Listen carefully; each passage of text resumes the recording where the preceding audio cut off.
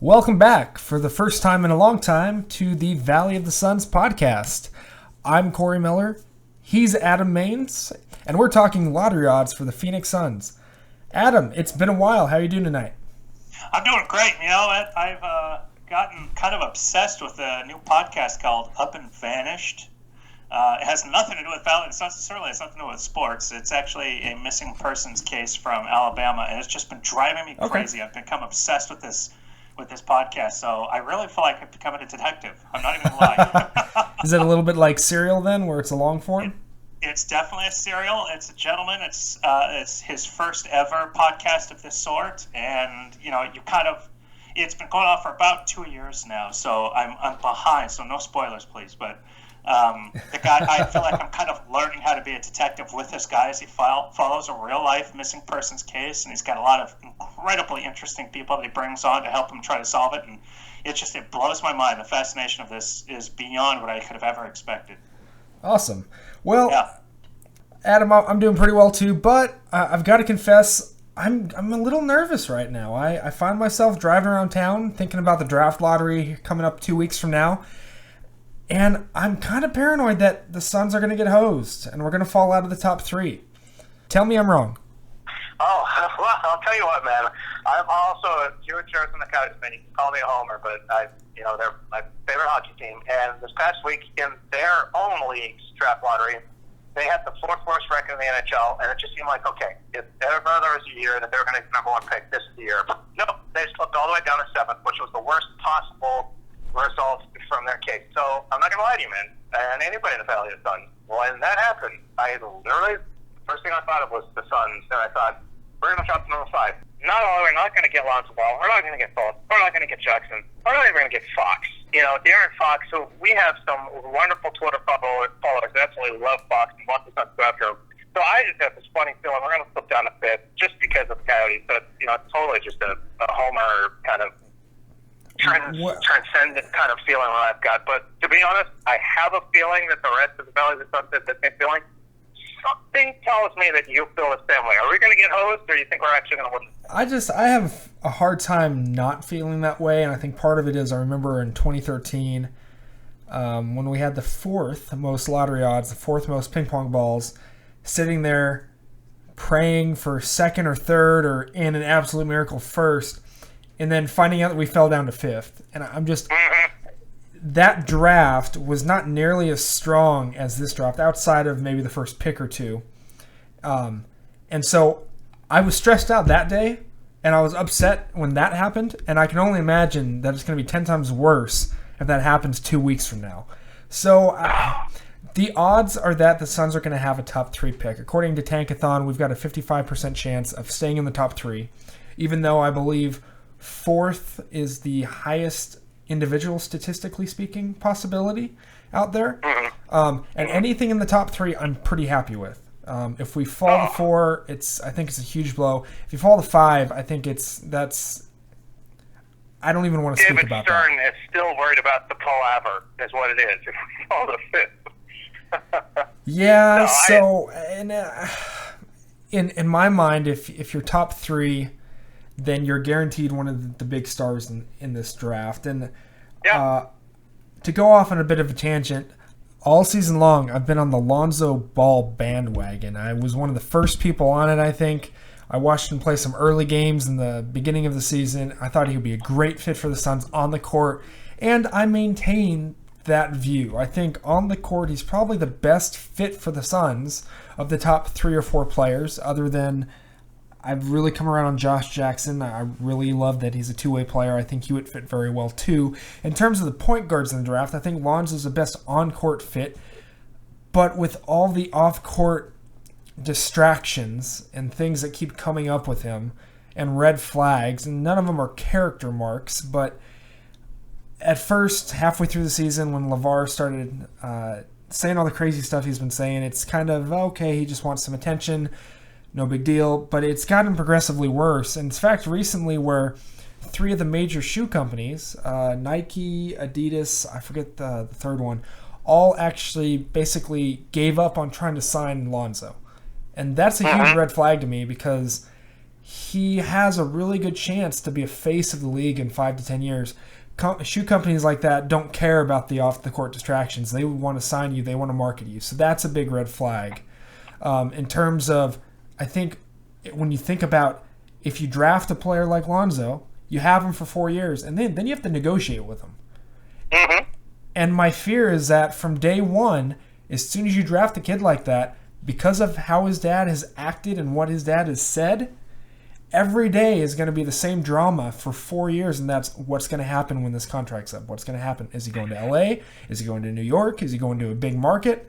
How are the Suns going to be able to keep him? And that's just not what we need right now, because you can't mess this draft up. And this is, again, I'm taking a tangent off of a tangent, if you will, but something I've been thinking about recently is part of the reason I am such a huge Suns fan has to do with the time I was born. I was born in the end of the 80s, right before the 90s when the Suns really became huge. So I was a child when Barkley came to Phoenix, and so I remember the 92-93 finals. I was a huge Suns fan from an early age because of the players, because of how well the team did, because of how much it controlled this town. Well, right now, it's completely the opposite. The Suns are third and sometimes fourth in terms of popularity in the city right now.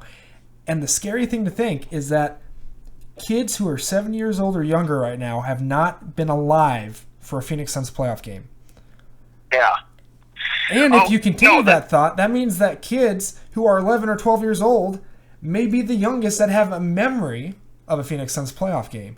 And you especially in a fair weather city like this, you can't lose that long and let that big of a population become huge fans of another sport. Or another team, for that matter. And that's kind of the problem. And I'm going to piggyback on your point because I agree with 100% of the way. I don't have any kids. And, I teach high school. I don't have any kids that I see that wear, and I'm not even going to say names because I'm not even mentioning they're the enemy, but that wear Cleveland Cavaliers jersey, or wear Golden State Warriors jersey, or Los Angeles Lakers jersey. And it's just like, not only are they not in our state, but actually, truthfully, for at least most of the year, all 3 of those teams are not even in our same time zone. And none of those kids have even grew up in Ohio or California. And so it just drives me crazy because if the Phoenix Suns were a winning franchise, and I mean, overall, of course they are over the last 49 years, yes, they are. But over the last 7 years, since 2010, they are not a winning franchise. And so, yes, you are 100% correct. They have not cultivated that youth movement that is necessary to drive a full franchise. And I'm going to switch sports again for a moment. And in terms of the Diamondbacks have had trouble over the years, over the recent history, in sending fans to the stadium. Even when they're losing, if you look at the New York Yankees, the Boston Red Sox, the Chicago Cubs, even when they are losing, they still draw a lot of fans. Why can't the Diamondbacks? Because they've been bad for the majority of their franchise's history.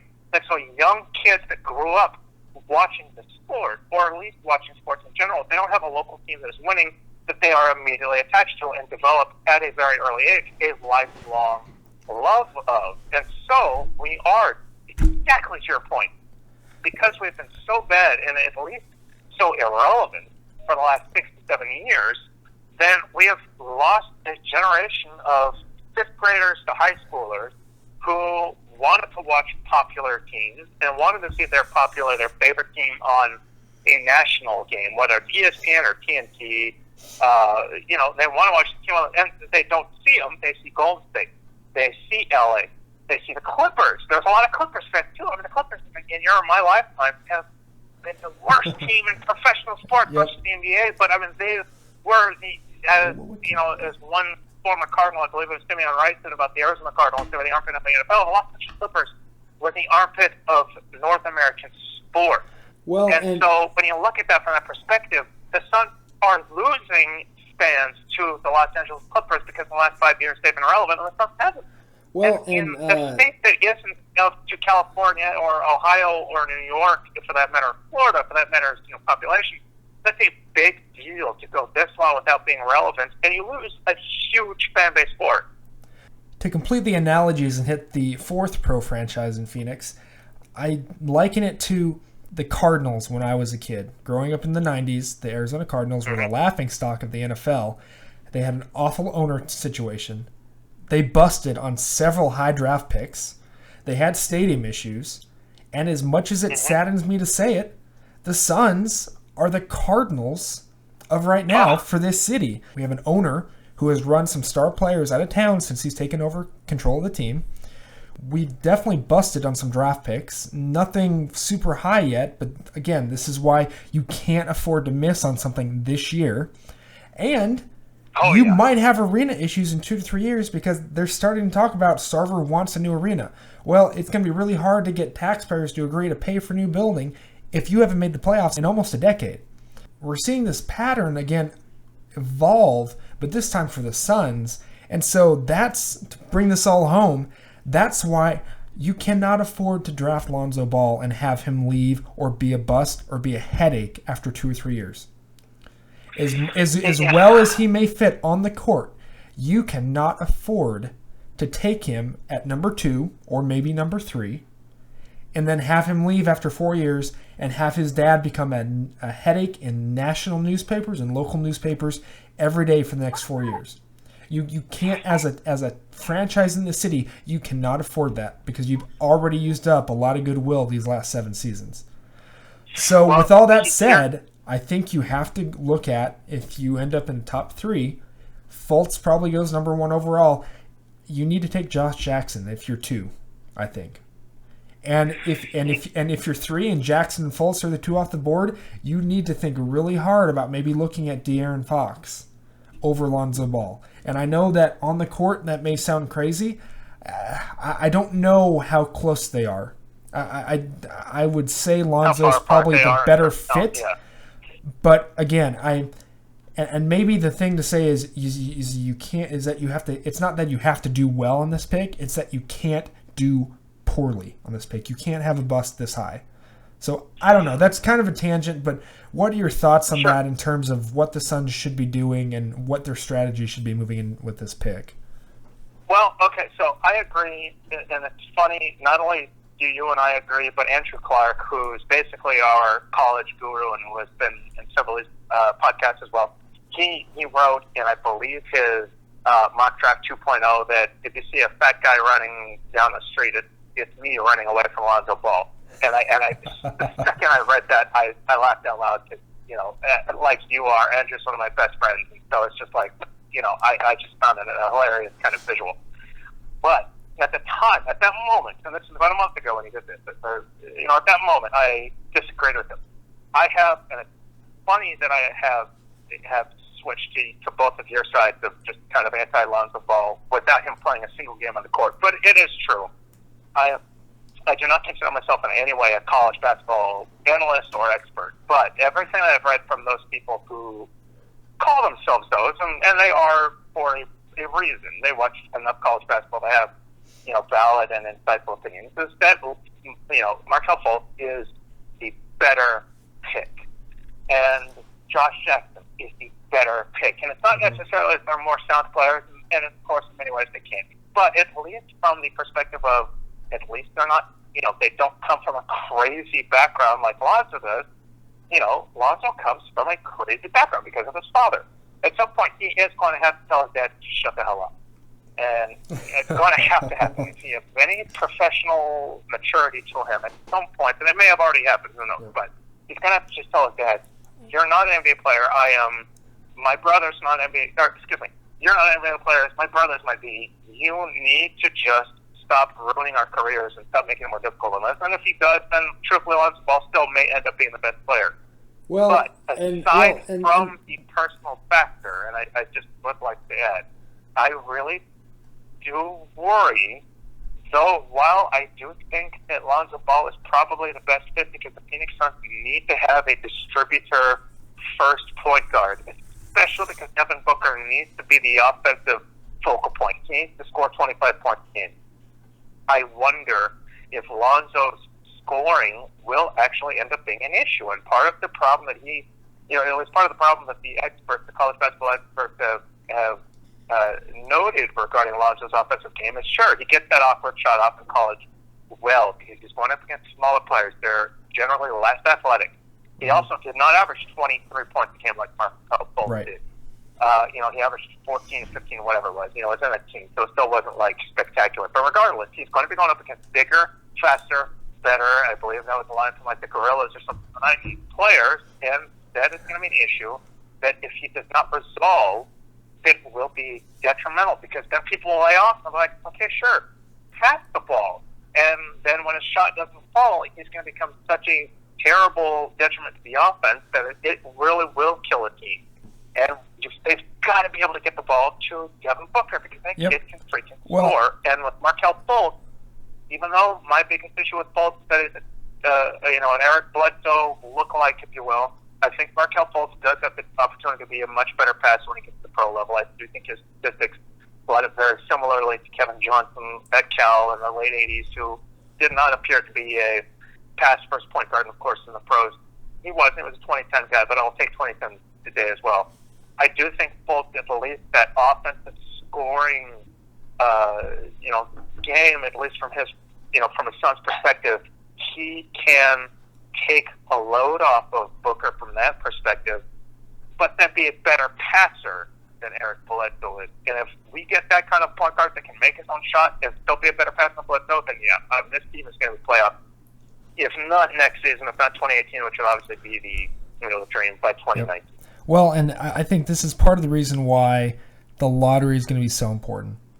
Because if the Suns finish where they should and they have the second overall pick, you're getting Fultz or Jackson. And I think either of those picks are solid. You can't go wrong with them. Those are the right picks in those situations. I have not been the biggest Fultz fan, not because I don't think he's a good player, but because it's, as you said, I think the Suns need a distributor at the point, because I think that we're not using Booker off the ball as much as we should, and we forced him to kind of create his own shot a little bit too much this season. He got a lot better at it, but I really don't think that's his natural game, so I don't think we're efficiently utilizing Booker to his full potential. But my fear is if you fall in that 3 to 4 range, especially if you're at 4, because there's a lot of talk now that Fox may slide past Lonzo. And I remember I saw one article recently that said if you're starting a college team, you want Lonzo Ball. If you're starting a pro team, you want De'Aaron Fox. And so if the Suns fall to 4 and Fultz, Jackson, Fox are the top 3, what do you do then? I know that there's a little bit of talk about Jonathan Isaac, and he might be in the mix at 4, but with all the front court players, the Suns, you drafted Marquise Chris and Dragan Bender last season, and Isaac is kind of built in that Marquise Chris mold. So that's really not a need right now if you think Chris is going to be a good player, which I do. What you really need is you need a point guard or you need a two-way wing. And so you have the point guards up at the top of the draft team, Josh Jackson, and I think any of those would be a great fit. My concern is that you get stuck with Lonzo at 4. And so, again, I think that's why the lottery is going to be a huge day for this franchise. Because this draft in particular is really going to determine how this team goes for the next 5 to 10 years. Because you've got Devin Booker, you've got a superstar in the making.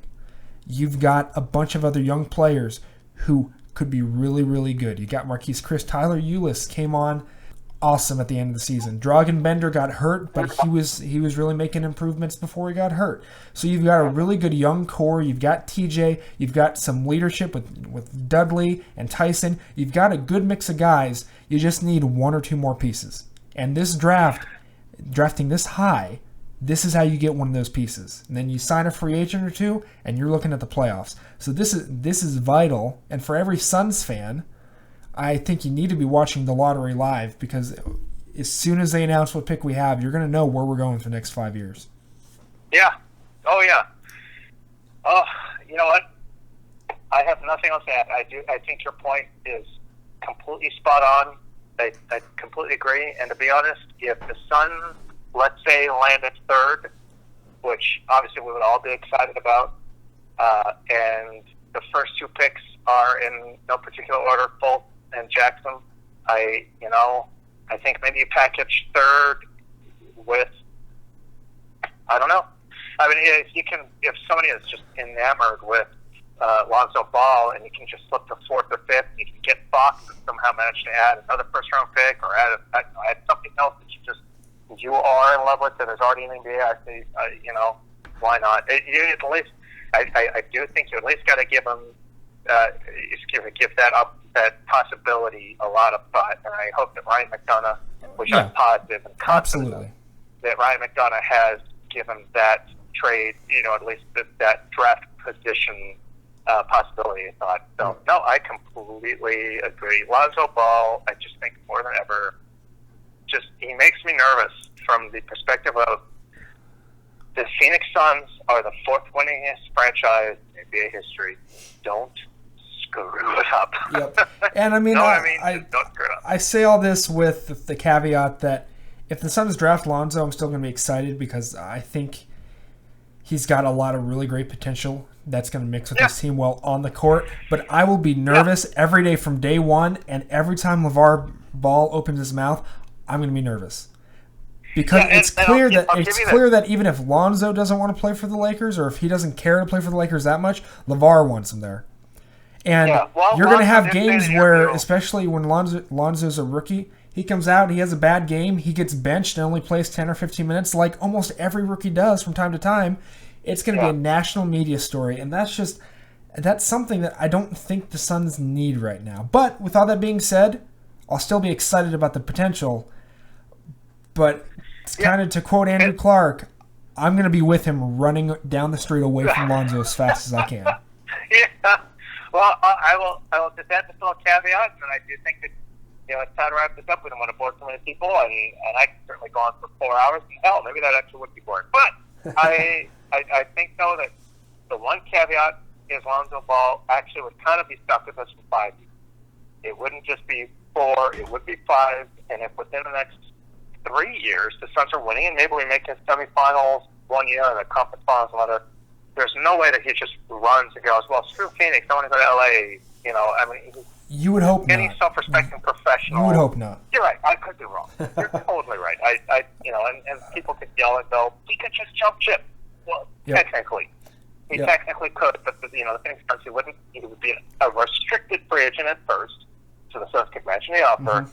And even if he's unhappy, then the Suns would still hold, the upper hand and that they could trade him. But all that being said, it just seems the guy and his family they might be such head cases that it just might not be worth it. And if Phoenix ends up first and they can draft Fultz just seems like overall he could be the more solid and long-term fit. And even if they are second and Fultz goes number one, Jackson, if he could be Kawhi Leonard light or Kawhi Leonard part 2 or 2.0, excuse me, you can always trade Bledsoe for another point guard. You can always draft another point guard. You can always trade back into the first round. Yep. Point guard, at least in the common NBA, seem to be a dime a dozen. At least, decent ones. You can always work with it. So I don't think it's the end of the world if you don't draft Lonzo Ball. And I can't see it's not the end of the world. I agree with you. I do think that, Lonzo is going to be a fine NBA player. I think those comparisons to Kendall Marshall are probably a little dramatic, but at the same time, if you can be sure with this draft pick and know that you're not drafting an Alex Len, which is hey, he's good, but nothing better, then get yourself a Fultz, get yourself a Jackson, and trade. Yep. Trade for another point guard. Brandon Knight and Eric Bledsoe alone are going to guard something. And that something can be a draft pick. And maybe, I did write about this about a week ago. There is a legitimate opportunity. If the Suns land the top 3 pick and Philadelphia gets the top 2 pick, and if Philadelphia manages to get the 3rd pick and LA slips to 4, then the Philadelphia 76ers have 2 top 4 picks. And with the team they've got, I have a feeling, and this is not just I hope, this is a legitimate intuition. I bet they're not going to need 2 top 5 picks. And if the Suns can grab Jackson and then trade for Fox, make that happen. Just make it happen.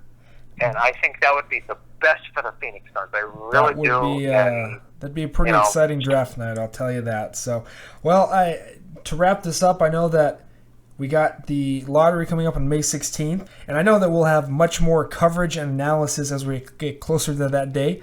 And definitely once we find out where the Suns are picking, will be nonstop draft talk for the next month until the draft.